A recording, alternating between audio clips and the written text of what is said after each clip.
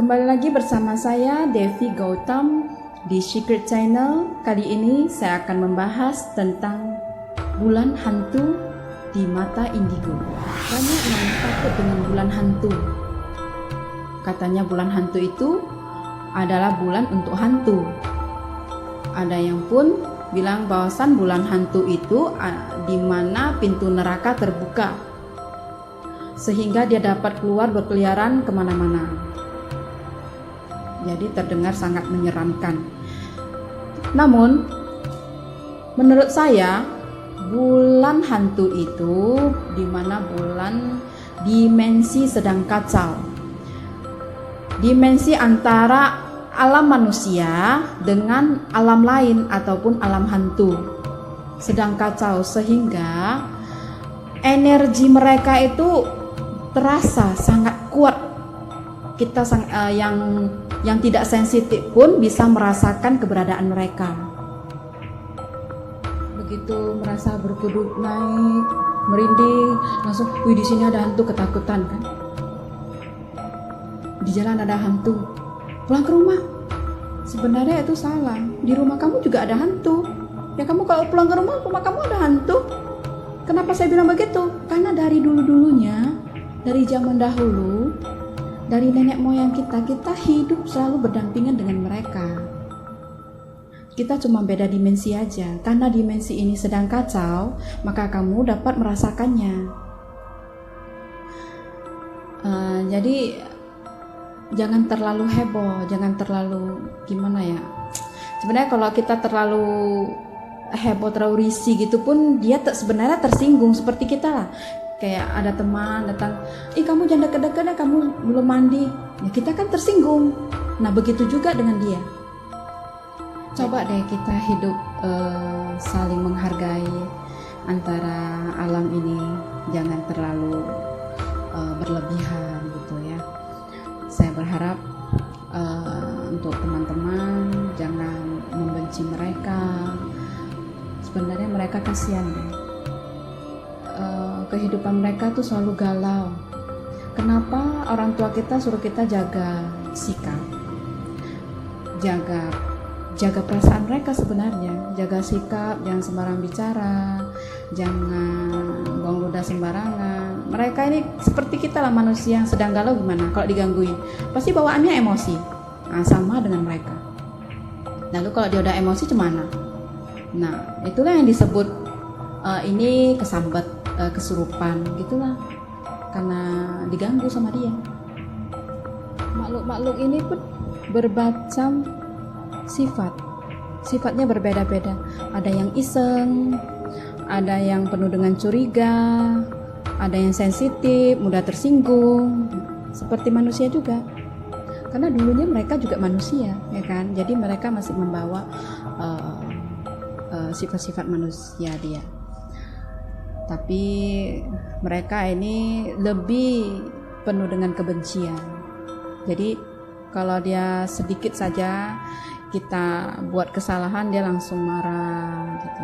Jadi kita harus benar-benar jaga sikap. Selain jaga sikap, kita juga harus jaga pikiran. Karena mereka ini dapat mendengar pikiran kita. Kita hanya berpikir saja, belum kita ucap keluar, dia sudah terdengar oleh dia gitu. Jadi harus hati-hati karena banyak makhluk, ada hantu kelaparan, ada hantu kesepian, ada hantu serakah, banyak. Jadi kalau di bulan hantu ini kita membeli makanan, kalau udah jatuh jangan diambil lagi deh. Ya, itu pesan saya. Karena ada sebagian makhluk hantu yang dapat makan makanan yang dibuang.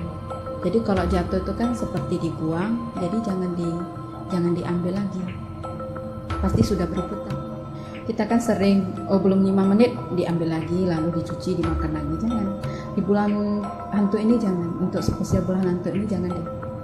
Ya, lalu untuk yang hantu kesepian, jadi bagi kalian yang teman-teman yang sedang galau di bulan hantu ini, coba deh cari teman, jangan sendirian ya, karena kalau hantu galau ini, hantu yang kesepian ini paling suka ganggu orang yang sedang galau gitu, karena dia merasa senasib gitu. Untuk teman-teman yang suka usil ataupun suka iseng, jika ada ketemu lawan jenis maupun perempuan atau lelaki yang karismanya sangat menarik dan atau berupa cantik, rupawan, ganteng, jangan dikomentar ya, lebih bagus jaga sikap kita, karena makhluk halus ini, makhluk hantu itu nggak selalu jelek, ada juga yang cantik loh, yang cantik, ganteng, rupawan, namun dia hantu, bukan manusia.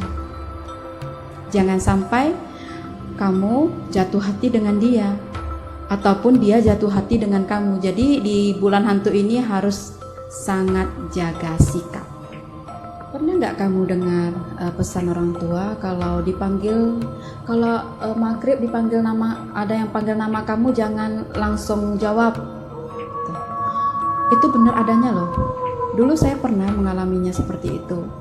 Tapi setelah saya mengerti, saya nggak menoleh ke belakang lagi, nggak jawab lagi. Saya jawab dengan batin saya dulu. Jawab dengan batin. Jika dia respon langsung, berarti itu makhluk halus. Jika dia tidak respon dan selalu memanggil, berarti itu manusia. Saya begitu. Jadi bagi kamu yang memiliki indera keenam ataupun anak indigo, coba deh bisa. Jadi untuk di bulan hantu ini jangan dijawab. Kalau bisa kamu mahir dengan batin kamu, boleh kamu jawab dengan batin dulu, ya kan? Karena jangan salah, karena batin itu bukan untuk melihat saja, bisa mendengar, bisa bicara, dan bisa menyentuh. Batin itu, kalau mata itu mata, mulut, telinga, pikiran itu bisa dikelabuhi, namun batin tidak bisa. Batin tidak bisa dikelabuhi. Hantu-hantu ini sebenarnya mereka perasaannya sangat halus, sangat sensitif, mudah tersinggung, mudah sakit hati. Jadi sebenarnya kita sering salah paham dengan manusia. Sebenarnya kita tidak bermaksud untuk menyinggungnya, namun kata-kata kita itu membuat dia tersinggung. Maka dari itu jangan sembarang bicara, jaga pikiran dan jaga hati. Berbanyaklah buat kebaikan, beramal, karena mereka sangat-sangat segan dengan orang yang sering beramal. Karena pernah terlihat oleh saya seorang pemuka agama yang lewat gitu, lalu di situ makhluk-makhluk situ seakan memberi hormat dan meninggalkan kegiatannya gitu. Kalau kita manusia memberi hormat, kita kan menundukkan kepala gitu kan. Kalau mereka itu meninggalkan kegiatannya, lihat terpelongo melihat pemuka agama itu lewat gitu. Jadi makhluk ini sangat-sangat segan dengan orang yang banyak beramal, banyak buat kebajikan, banyak berderma gitu. Mereka bisa menghormati sikap-sikap baik. Intinya perbanyaklah amal kebajikan dan perbanyak berdoa di bulan hantu ini. Semoga teman-teman semua dilindungi oleh Yang Kuasa. Lalu satu lagi pesan saya, jika kita membangunkan orang yang sedang tidur, jangan panggil namanya terlalu kuat ataupun mengejutkan dia.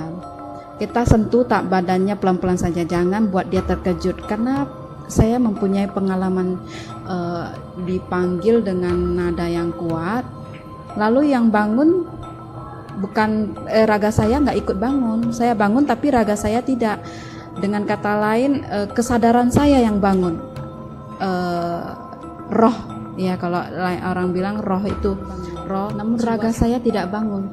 Dan kenapa saya sadar? Karena saya melihat tubuh saya sedang tidur. Dan itu kalau terjadi di bulan hantu itu sangat berbahaya.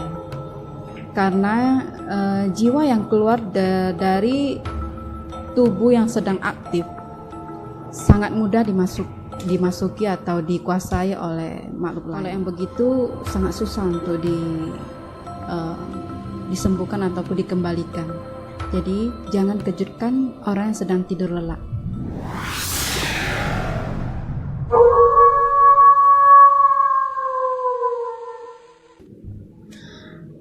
Kalau dibahas dengan ritual-ritual yang dilakukan di bulan hantu itu menurut saya dan dengan pemandangan saya itu memang benar. Karena mereka itu diundang, seakan dipanggil, dan mereka seperti magnet semua gitu datang gitu ya, bergerombolan datang semua ke satu tempat yang melakukan ritual itu. Karena saya pernah pengalaman mengikuti acara seperti itu. Mereka dengan berbagai macam rupa, ada yang bersih, ada yang kotor, semua datang di situ. Ada yang kebingungan, bengong, mau ngapain gitu ya. Ada yang kayak meraung-raung gitu, mau ngapain, nggak tahu, mencari, kayak ada yang mencari, kayak gimana ya, kayak orang tersesat gitu, bingung mencari sesuatu gitu. Cuman sangat disayangkan saat saya mengikuti acara tersebut, ada sebagian keluarga yang mungkin dia tidak mengerti ya, datang pun hanya ikut-ikutan aja, diajak oleh teman atau gimana. Dia di sana malahan sibuk ngerumping, ngobrol gitu. Saya melihat orang tuanya itu kasihan, kebingungan, bingung mau ngapain, nggak tahu mau ngapain di sana. Jadi seperti kita, contohnya seperti kita mengundang orang tua kita ke resepsi teman gitu kan, tapi kita tidak menghiraukan orang tua kita malahan asik ngobrol dengan kawan-kawan kita, kan kasihan. Doa dari keluarga yang bersangkutan lebih powerful menurut saya.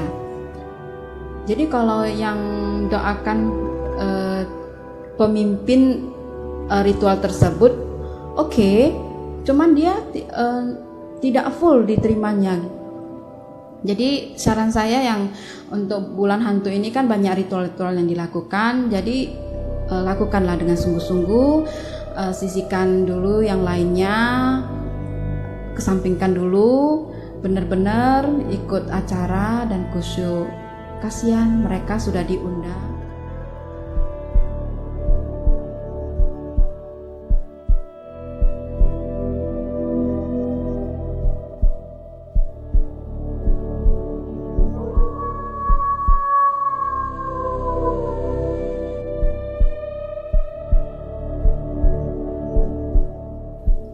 Untuk hadir di acara ritual itu penuh dengan perjuangan. Kenapa saya bilang penuh dengan perjuangan?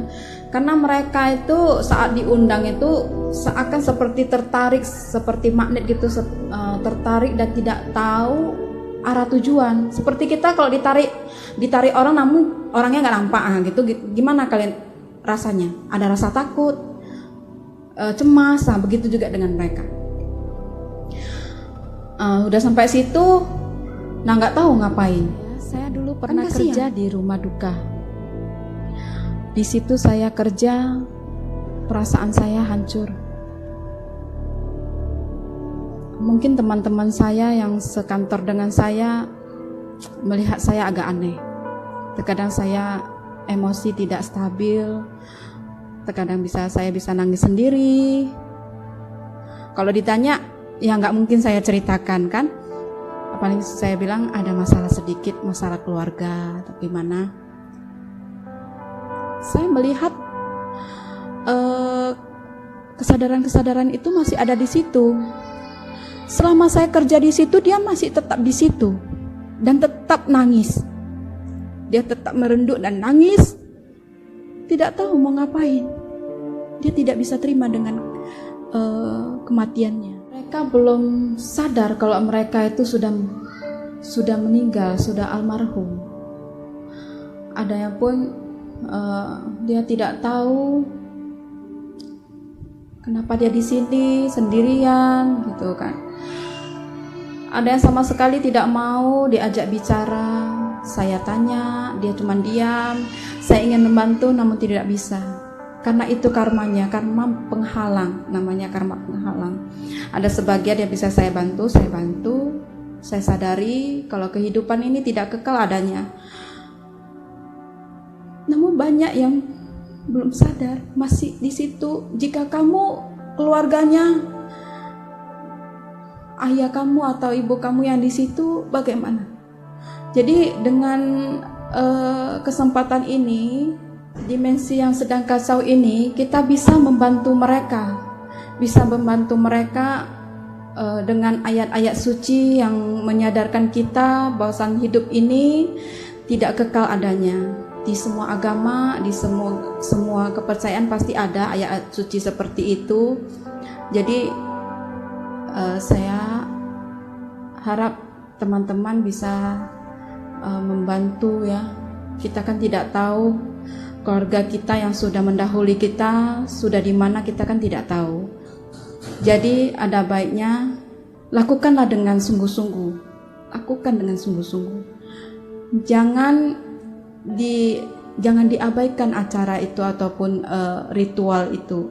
Lakukan sungguh-sungguh. Dimensi sedang kacau ini, mereka lebih peka. Mereka lebih peka dengan panggilan kita, dengan ucapan kita, dengan doa-doa kita. Mereka lebih peka dibandingkan dengan bulan-bulan yang lalu, bulan-bulan lain. Di bulan hantu ini, karena dimensi sedang kacau, kita semakin dekat dengan mereka. Jadi maka dari itu di bulan inilah dilakukan ritual itu. Oke, mungkin sampai di sini saja penjelasan saya tentang bulan hantu. Semoga bermanfaat. Jangan takut. Oke, bye bye.